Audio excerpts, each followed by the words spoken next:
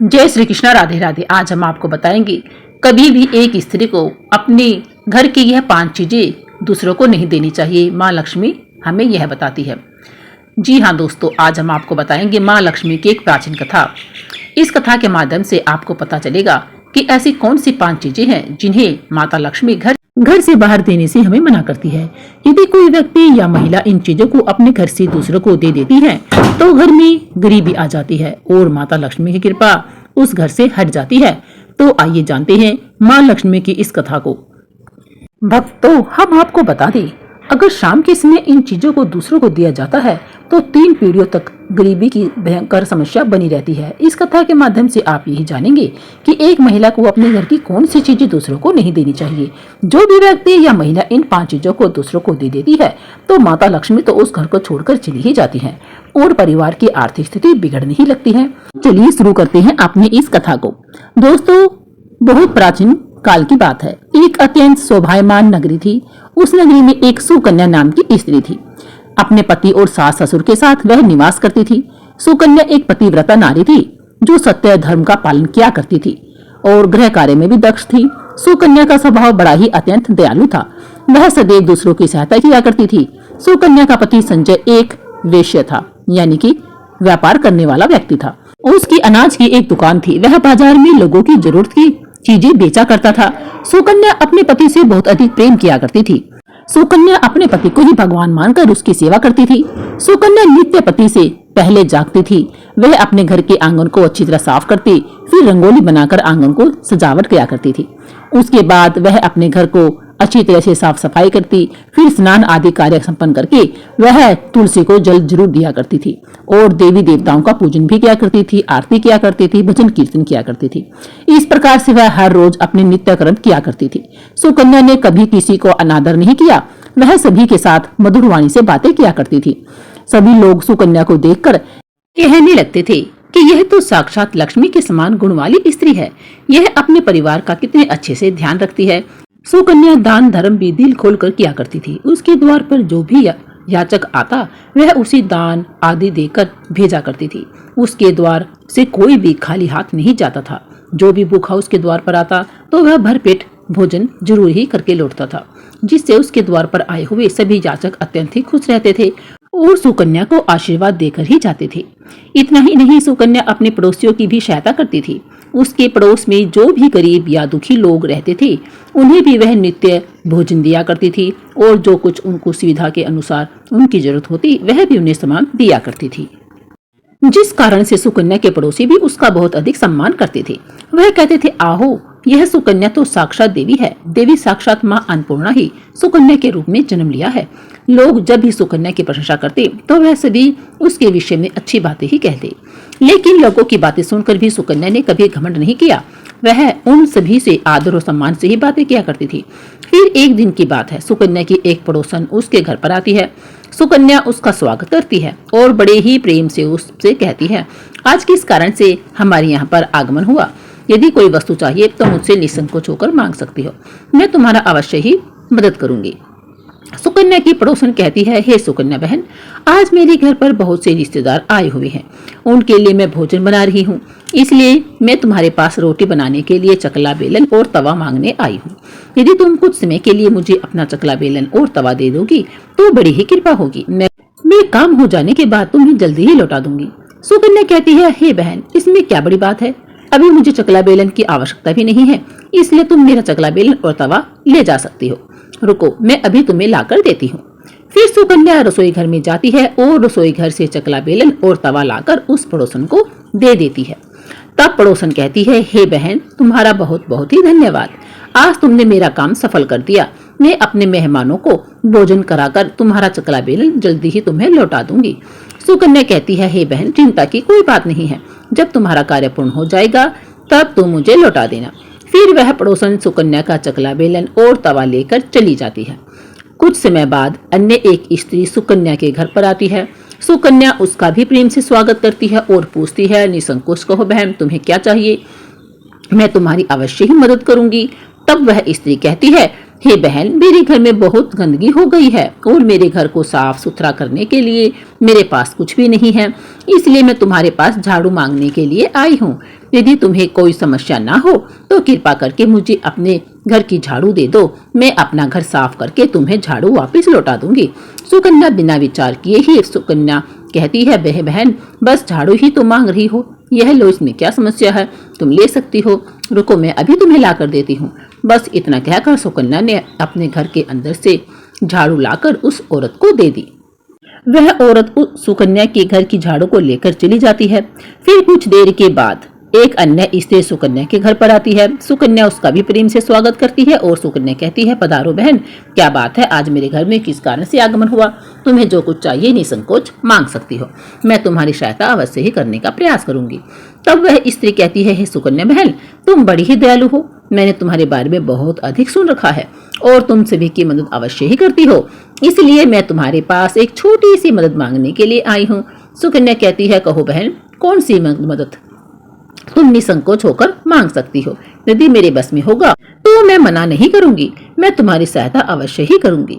तब वह स्त्री कहती है, सुकन्या बहन, आज मेरी बेटी को देखने के लिए लड़के वाले आ रहे हैं, इसलिए मैं चिंता में हूँ, मेरे पास पहनने के लिए एक भी गहना नहीं है, तो मैं अपनी बेटी को क्या दूं, उसके पास पहनने के लिए अच्छे वस्त्र भी नहीं है, इसलिए कृपा करके मुझे आप थोड़े से गहने और वस्त्र उधार दे दीजिए। केवल एक दिन की ही बात है, जब लड़के वाले देखकर वापस चले जाएंगे तो मैं तुम्हारे गहने और कपड़े वापस कर दूंगी।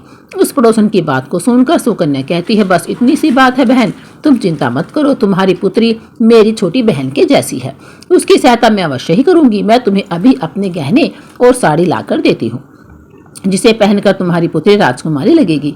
फिर सुकन्या अंदर जाती है, गहने और साड़ी लेकर आती है और उस पड़ोसन को दे देती है। वह पड़ोसन प्रसन्न होकर सुकन्या के गहने और साड़ी लेकर भी चली जाती है।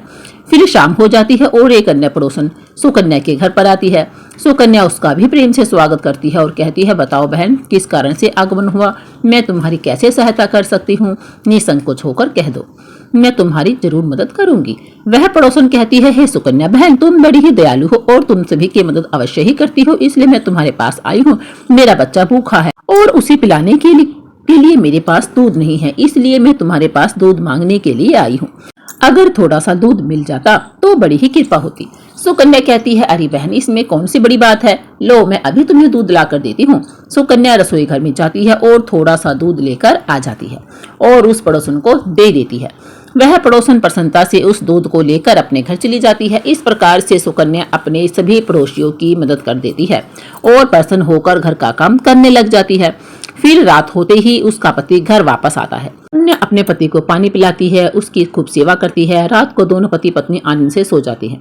फिर दूसरे दिन में जागते हैं तो उन्हें एक बहुत सी बुरी खबर कानों पर सुनने को मिलती है। एक आदमी दौड़ते हुए सुकन्या के घर पर आता है और सुकन्या के पति से कहता है, अरे भाई, कल रात को किसी ने आपकी दुकान लूट ली है, सारा माल गायब हो गया है। सुकन्या का पति एकदम से घबरा जाता है और दौड़ते हुए अपनी दुकान पर जाता है तो देखता है उसका सारा माल किसी ने लूट लिया है। वह देखता है कि उसके दुकान में रखा हुआ सारा धन भी चोरी हो चुका है। वह दुखी और निराश होकर घर पर लौट आता है और सुकन्या को सारी बात बताता है, जिसे सुनकर सुकन्या बहुत दुखी हो जाती है। सुकन्या कहती है, आप चिंता ना कीजिए, हमारे घर में अभी भी बहुत सारा धन रखा हुआ है, जिससे आप फिर से व्यापार शुरू कर सकते हैं। फिर सुकन्या अपने घर की तिजोरी में देखती है तो वह भी पूरी तरह खाली दिखाई देती है। उसके अंदर का भी माल अब चोरी हो चुका था। यह देखकर सुकन्या बहुत दुखी हो जाती है। उसे समझ में नहीं आता कि वह अब कैसे और क्या करे। सुकन्या का पति उस पर बहुत क्रोधित हो जाता है और पूछता है, सुकन्या सच सच बताओ, हमारे घर के अंदर का रखा हुआ सारा पैसा कहाँ गया। सुकन्या कहती है, हे स्वामी, मैं घर पर ही थी, सारा धन तिजोरी में ही था, किसने इसे कब कैसे चुरा लिया मुझे कुछ नहीं पता, कृपया आप शांत हो जाइए, हम कोई ना कोई उपाय जरूर ढूंढ लेंगे। सुकन्या का पति कहता है, यह जो तुम दूसरों लोगों को घर पर बुलाकर खिलाती हो, अनजान लोगों को घर में बुलाती हो, उसी का फल यह है। यह उन्हीं में से किसी न किसी का काम है। क्रोध में आकर सुकन्या का पति उसे भला बुरा कहता है। सुकन्या की सांस भी उसे बहुत कोसती है और कहती है, तुम ही पड़ोसिनों को घर की चीजें दे देती रहती हो, सोचे समझे किसी भी प्रकार की मदद कर देती हो। उन्हें में से किसी न किसी ने हमारे घर में चोरी की है। घर के सभी लोग सुकन्या को भला बुरा कहने लगते हैं। फिर सुकन्या अपने पति को दिलासा देते हुए कहती है, हे नाथ, मेरे पास कुछ गहने हमारी पड़ोसन को दिए हैं, मैं उसके पास से गहने में लेकर वापस आती हूँ। फिर सुकन्या उस गरीब पड़ोसन के घर पर जाती है तो देखती है उसके घर पर कोई नहीं होता। वह स्त्री भी घर छोड़कर सुकन्या के गहने लेकर भाग गई होती है। सुकन्या निराश होकर घर पर लौटती है और अपने पति को सारी बात बता देती है। सुकन्या की बात को सुनकर उसका पति आग बबूला हो उठता है और सुकन्या को भला बुरा कहने लगता है। सुकन्या का पति कहता है कि सुकन्या तुम बड़ी मूर्ख हो, अरे ही कारण हमारा सारा धन वैभव चला गया है। तुम्हारे दान देने की आदत के कारण ही हमारे ऊपर यह मुसीबत आन पड़ी है। अब तुम इस घर से चली जाओ, अभी तुम इसी क्षण इस घर को छोड़कर चली जाओ। सुकन्या कहती है, हे नाथ, आपके सिवा मेरा कौन है इस दुनिया में, मैं आपको छोड़कर कहाँ जाऊं भला। सुकन्या का पति कहता है, तू कहीं पर भी जा, लेकिन इस घर में अब तेरी जगह नहीं है। तेरे ही कारण मेरा सब कुछ बर्बाद हो गया है, अब तू इस घर में नहीं रह सकती। तो बचा हुआ सब कुछ है वह भी नष्ट हो जाएगा, इसीलिए तू इस घर से चली जा। सुकन्या अपने पति को हाथ जोड़कर विनती करने लगती है, हे स्वामी, ऐसा ना कीजिए, मैंने कोई अपराध भी नहीं किया है, आपके बगैर मैं जीवित नहीं रह सकती, मुझे दासी को अपने घर में जगह दे दीजिए। लेकिन सुकन्या का पति उसकी एक भी नहीं सुनता और उसे अपने घर से धक्के मारकर निकाल देता है और कहता है, अब तुम इस घर से चली जाओ और लौट कर कभी मत आना, चाहे तो किसी नदी में कूद कर मर जाओ, जान दे दो, लेकिन दोबारा इस घर में कभी भी दिखाई मत देना। फिर सुकन्या दुखी होकर रोते हुए अपने पति के घर को छोड़कर चली जाती है। चलते चलते सुकन्या माता लक्ष्मी के मंदिर में चली जाती है और माँ लक्ष्मी से प्रार्थना करती है, हे माता लक्ष्मी, जो मेरी ऐसी दशा हुई है, मैं तो नित्य आपकी पूजा करती थी, फिर भी आपने मेरा घर क्यों छोड़ा, कृपया करके मुझे बताओ। माँ, मैंने ऐसा कौन सा अपराध किया जो आप मुझसे रूठ गई हो। फिर सुकन्या वहीं पर बैठकर सोचने लगती है, यदि मेरे पति मेरा स्वीकार नहीं करेंगे तो मैं जीवित रहकर क्या करूंगी। यदि मेरे ही कारण मेरे पति की दुर्दशा हुई है तो मुझे जीवित रहने का कोई भी अधिकार नहीं है। इतना सोचकर सुकन्या अपने प्राण देने के लिए नदी की तरफ जाने लगती है। नदी के पास जाकर सुकन्या माता लक्ष्मी से प्रार्थना करती है, हे माँ लक्ष्मी, अब मैं अपने प्राण देने जा रही हूँ। यदि मेरे द्वारा तुम्हारी पूजा में कोई कमी रह गई हो तो मुझे माफ कर देना माता रानी। मैं अपने पति के बगैर जीवित नहीं रह सकती, इसलिए अब मैं इस नदी में कूद कर अपने प्राण दूंगी। इतना कहकर सुकन्या नदी में कूदने ही वाली होती है कि साक्षात माता लक्ष्मी उस स्थान पर प्रकट हो जाती है और माँ लक्ष्मी सुकन्या से कहती है, रुक जाओ बेटी, ऐसा मत करो, तुम यह क्या कर रही हो। सुकन्या आंखें खोलकर देखती है तो साक्षात माता लक्ष्मी उसके सामने खड़ी हुई होती है। माँ लक्ष्मी के दर्शन करके सुकन्या बहुत खुश हो जाती है और माँ को बारंबार प्रणाम करने लगती है और कहती है, हे माता, मुझे माफ कर दो, मैं बहुत ही बड़ी पापन हूँ। देवी लक्ष्मी कहती है, हे सुकन्या, मनुष्य को स्वयं अपने प्राण नहीं लेने चाहिए, यह महापाप होता है। ईश्वर ने जो शरीर प्रदान किया है उसे ऐसे हम नष्ट नहीं कर सकते। सुकन्या कहती है, हे माँ, मैं विवश हूँ, मेरे पति ने मेरा त्याग कर दिया है और स्त्री को अपने पति को छोड़कर नहीं रहना चाहिए। मैं अपने पति को छोड़कर जीवित नहीं रह सकती, इसी कारण से मैं अपने प्राण देने जा रही हूँ। देवी लक्ष्मी कहती है, हे सुकन्या, मैं सब कुछ जानती हूँ और यह भी जानती हूँ कि तुम्हारे पति ने तुम्हारा त्याग क्यों किया है। यह सब तुम्हारी ही भूल के कारण हुआ है। तुमने अनजाने में कुछ ऐसा चीजों का दान कर दिया जिस कारण से मुझे तुम्हारा घर छोड़कर जाना पड़ा। जो भी स्त्री अपने घर के इन चीजों को दूसरों को दे देती है उसके घर में मेरा वास नहीं होता, मैं उन वस्तुओं के साथ ही उनका घर छोड़कर चली जाती हूँ। तब सुकन्या कहती है, हे माँ, ऐसी वह कौन सी वस्तुएं हैं, कृपया आप मुझे बताइए। देवी लक्ष्मी कहती है, हे पुत्री, अब तुम ध्यान से सुनो, मैं तुम्हें उन चीजों के बारे में बताने जा रही हूँ जो किसी भी स्त्री को दूसरों को दान में नहीं देनी चाहिए या दूसरों को दिखानी भी नहीं चाहिए, उधारी भी नहीं देनी चाहिए। इन चीजों को दान करने पर मैं उस घर को छोड़कर चली जाती हूँ। हे सुकन्या, सबसे पहली वस्तु है चकला बेलन और तवा। किसी भी स्त्री को अपने घर का चकला बेलन और तवा कभी भी किसी दूसरे को नहीं देना चाहिए। रसोई घर में इन वस्तुओं का बहुत अधिक महत्व होता है। इन वस्तुओं की पवित्रता सदैव ही बनी रहनी चाहिए। इन्हें वस्तुओं से भगवान विष्णु का प्रसाद मनाया जाता है और तवे पर बनी पहली रोटी भी गाय को खिलाई जाती है। इसलिए इन वस्तुओं को हमेशा स्वच्छ और शुद्ध रखना चाहिए। दूसरों को देने पर यह अपवित्र हो जाती है और फिर इनका उपयोग करना अशुभ फल प्रदान करता है। इसलिए सुकन्या, तुमने अपने रसोई घर के चकला बेलन और तवे अपने पड़ोसन को देकर सबसे पहली और सबसे बड़ी भूल की। आगे माँ लक्ष्मी कहती है, सुकन्या, अब तुम दूसरी वस्तु के विषय में सुनो, मैं तुम्हें उसके बारे में बताती हूँ। तुमने अपनी पड़ोसन को अपने घर में रखी हुई झाड़ू को दे दिया, जिस वस्तु में मेरा सदैव वास होता है, जो वस्तु मुझे सबसे अधिक प्रिय है, तुमने उसे ही दूसरे को दे दिया, तो फिर मैं तुम्हारे घर में कैसे ठहरती। हे सुकन्या, जो स्त्री अपने घर की झाड़ू दूसरों को दे देती है, मैं उसके घर को त्याग देती हूँ। झाड़ू से ही घर की स्वच्छता होती है और जहाँ पर स्वच्छता होती है उसी स्थान पर मेरा वास होता है। ध्यान में रखना, कभी भी झाड़ू को आप किसी दूसरे को, अपने घर की झाड़ू को कभी दूसरे को नहीं देना।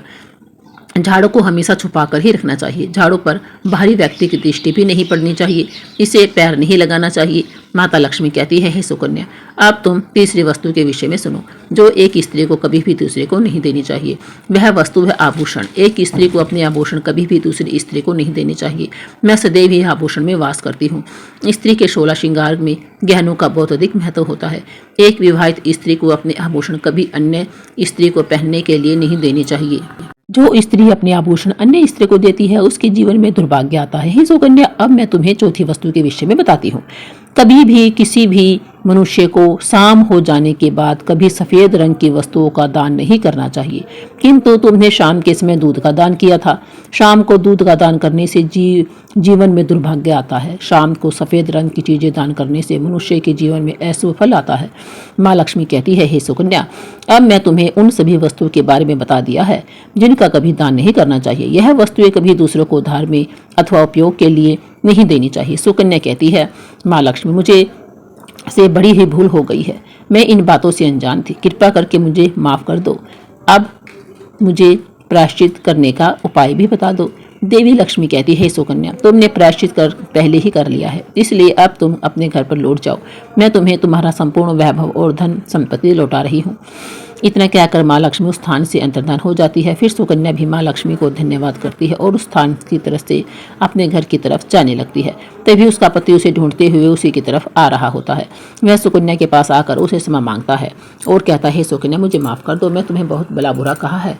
तुम तो साक्षात देवी के समान हो। माँ लक्ष्मी की कृपा से हमें अपना सारा धन वैभव वापस मिल गया है। जिन लोगों ने हमारा धन लूटा था उन्होंने हमारा वापस लौटा दिया है और तुम्हारा नाम लेते हुए क्षमा मांग ली है। यह सुनकर सुकन्या बहुत प्रसन्न होती है और अब वह अपने पति के साथ घर पर लौट आती है। माँ लक्ष्मी की कृपा से सुकन्या के घर में फिर से सुख समृद्धि आ जाती है और उसके बाद से सुकन्या ने अपने घर की यह चीज़ें कभी भी दूसरों को दान में नहीं देती। वह अपने छोटे से परिवार में सुखपूर्वक जीवन यापन करने लगती है। दोस्तों, आप सभी को भी इन वस्तुओं को भूल कर भी किसी दूसरे को नहीं देना चाहिए, क्योंकि ऐसा करने से जीवन में विपत्ति आती है। संध्या के समय में घर की किसी भी वस्तु का दान नहीं करना चाहिए। यदि कोई व्यक्ति या स्त्री मांगने आए तो उसे साफ साफ मना कर देना चाहिए, मैं संध्या समय यह वस्तु नहीं दे सकती हूँ। तो दोस्तों, उम्मीद है आपको यह कथा पसंद आई होगी। जय माता लक्ष्मी। यह सब जानकारी आपको कैसी लगी हमें कमेंट बॉक्स में ज़रूर बताएं। अगर अच्छी लगी हो तो लाइक करें, शेयर करें, सब्सक्राइब जरूर करें। बोलिए जय श्री कृष्णा, राधे राधे।